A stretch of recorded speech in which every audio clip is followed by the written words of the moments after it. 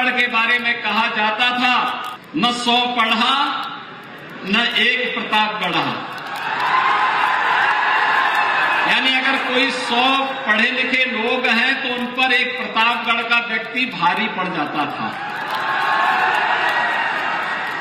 लेकिन ये भाई बहन की जोड़ी ने और बुआ और बबुआ की पार्टियों ने यहां की पूरी धार को कुंद कर दिया। पेशेवर माफिया और अपराधी सीना तान करके चलता था।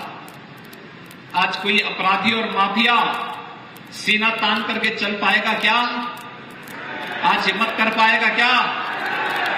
गले में तख्ती लटका करके चलता है, सिर झुका करके, और थोड़ा सा सिर ऊपर हुआ नहीं कि अगले आप पिछले 4 घंटे से यहां पर इंतजार कर रहे हैं। मैं सबसे पहले आदिशक्ति मां बेल्हा देवी की इस पावन धरा को नमन करते हुए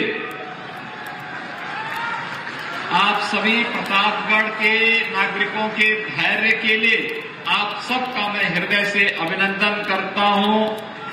आप सबका मैं स्वागत करता हूं। भाइयों बहनों, प्रतापगढ़ जनपद हमारे लिए अत्यंत महत्वपूर्ण जनपद है। और महत्वपूर्ण जनपद इसलिए क्योंकि कभी इस जनपद ने, यहां के महापुरुषों ने, यहां के अन्नदाता किसानों ने इस जनपद को अमृत फल आंवले के साथ जोड़ करके इस आंवले के माध्यम से लोगों की सेहत को सुधारने का काम किया था।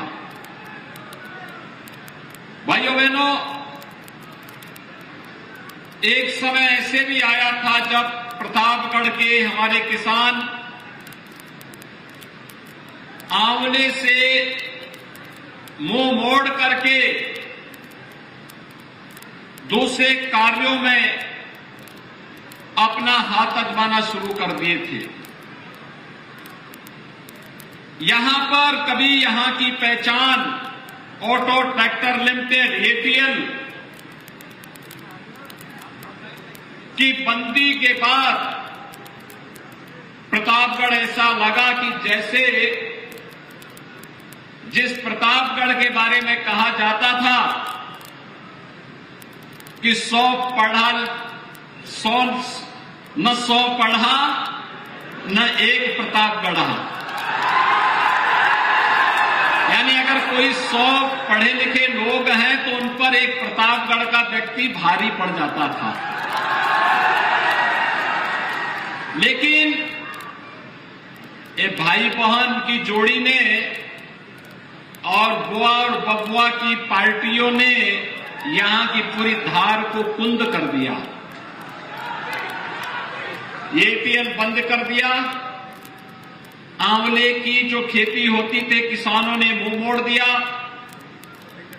और विकास के कार्यों के बारे में क्या था, यहां तो फिरौती वसूली जाने लग गई थी।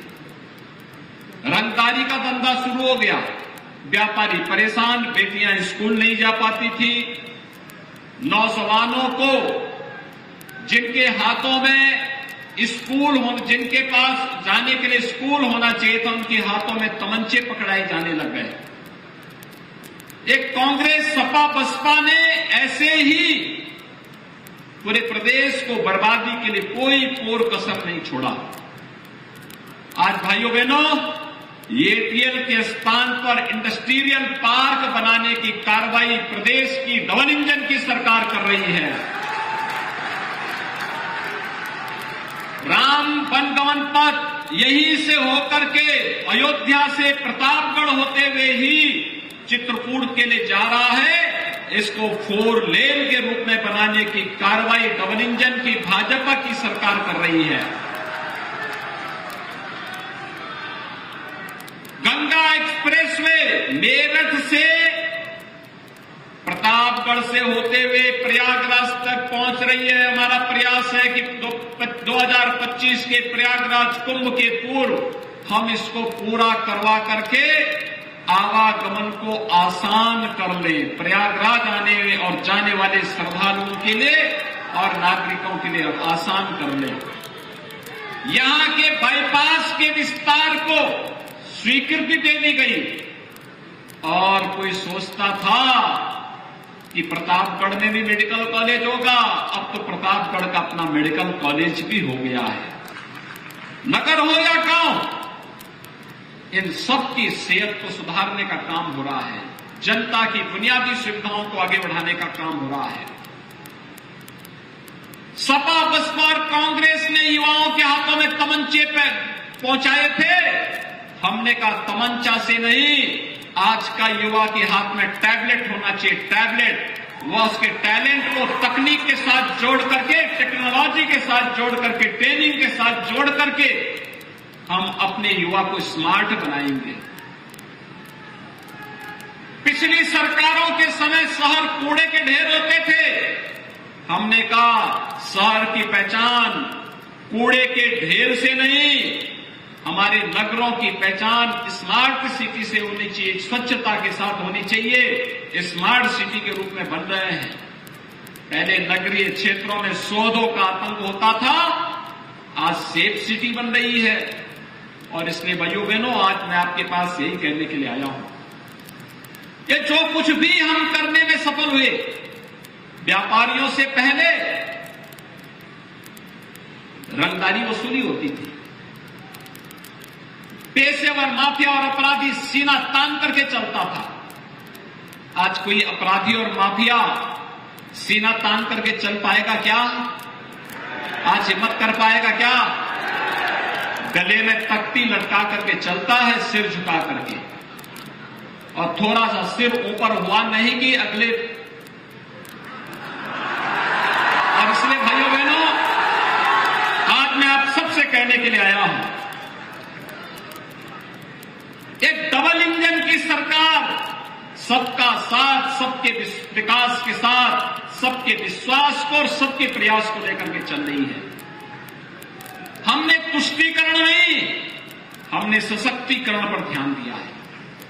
बिना भेदभाव के सबका सशक्तिकरण, क्या गरीब, क्या किसान, क्या नौजवान, क्या महिलाएं, समाज के प्रत्येक तबके के हितों के लिए कार्य, और उसी के लिए आज मैं आया हूं।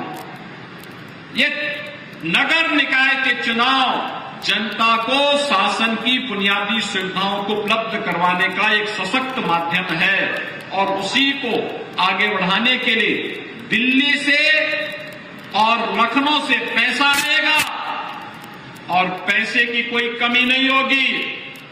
लेकिन जमीनी धरातल पर उतारने के लिए नगर निकाय में भी उसी विचारधारा से जुड़ी हुई अगर चुना गया बोर्ड होगा तो पैसा भी समय पे आएगा और पैसे का सदुपयोग भी हो पाएगा।